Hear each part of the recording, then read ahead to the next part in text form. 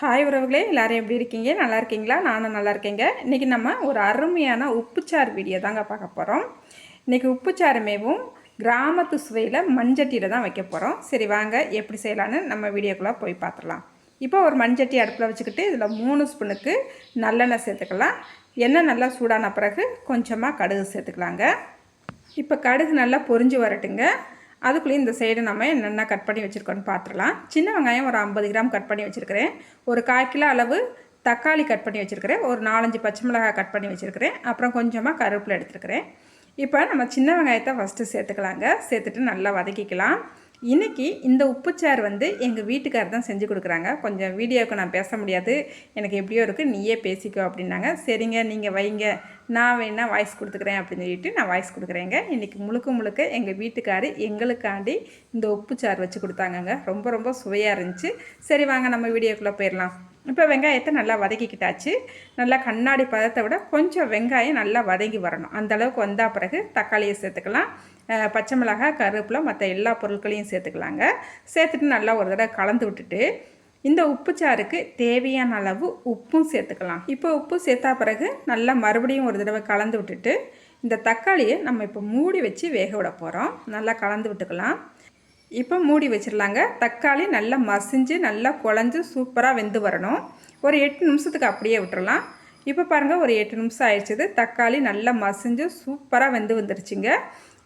இந்த வெங்காயம் தக்காளி வதங்கினதுக்கப்புறம் இதை அப்படியே எடுத்து கொஞ்சம் நல்லெண்ணெய் சாதத்தில் சுட சாதத்தில் நல்லெண்ணெய் விட்டுட்டு இந்த வெங்காயம் தக்காளியை அப்படியே வச்சு பிசைஞ்சு சாப்பிடும் போது இன்னமும் டேஸ்ட்டு சூப்பராக இருக்குங்க.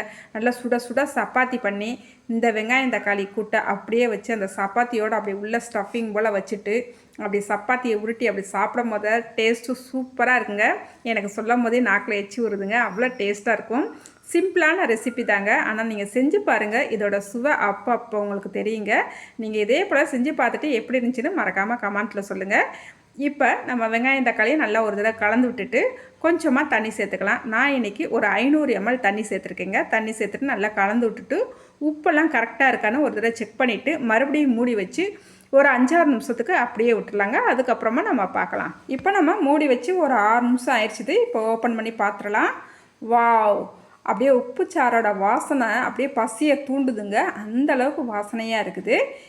லாஸ்ட்டாக இதில் 1 ஸ்பூனுக்கு நல்லெண்ணெய் சேர்த்துட்டு நல்லா கலந்து விட்டுட்டு அடுப்பை ஆஃப் பண்ணிட வேண்டியதாங்க. சில நேரங்களில் காய்ச்சல் வாய் கசந்து எதுவுமே சாப்பிட பிடிக்காது. அந்த மாதிரி இருக்கிற டயத்துலலாம் இந்த மாதிரி உப்புச்சாறு வச்சு சாப்பிட்டோம்னா நல்லா சாதம் சாப்பிட்லாங்க. அவ்வளோ டேஸ்ட்டாக இருக்கும்.